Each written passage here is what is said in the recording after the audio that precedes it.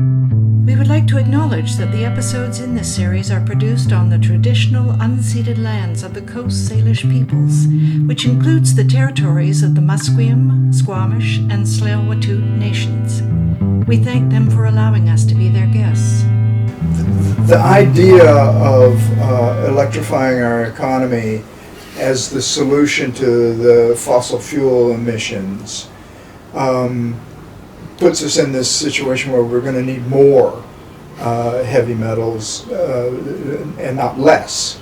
So that's kind of a contradiction. I mean, does anybody talk about that?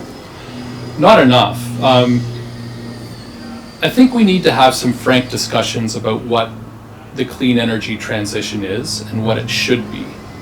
Like, so is the goal of this transition to just simply swap out the 1.4 billion gas vehicles and diesel vehicles with a version of electric, and then the idea that maybe people in rich countries can just feel good about that and then just get on with their lives?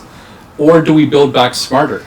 So I've seen statistics about the amount of metals we'll need, and there's an increasing number of pundits and some people in industry as well. I interview Simon Michaud, who works for he's a mining industry veteran who works for the Finland government, the Finnish government. And he's estimated that it'll take almost 5 billion tons of copper alone to build out just the first generation of a clean energy transition, like as in a global clean energy transition. It would take that much. And the idea is that in itself is not attainable.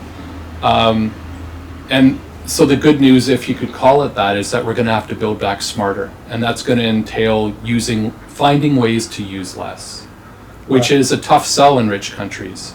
And it's something that we'll either do or eventually be forced to do. It's rare that you find someone who wants to go back. Going back and living like our grandparents, maybe with better dentistry or something like that. Good medical care, but yeah. Yeah, it's viewed a lot as a step backwards, and well, I don't think of it as a step backwards anymore. If you want to make a room full of mining industry people, or even oil and gas industry people, really, really angry, use the word degrowth.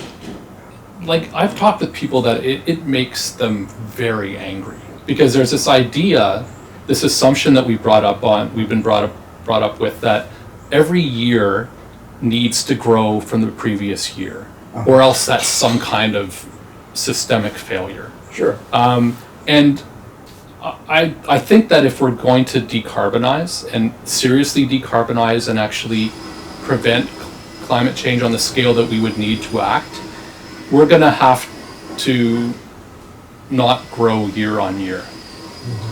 And there's this idea that with green growth, that's the kind of this buzz phrase, where we could somehow keep growing our economies, but decarbonize at the same time. And I think it's wishful thinking, and I think it's fantasy, and I think it's maybe another way just to keep business chugging along despite the fact that we're in a stage of catastrophe or facing it down for real.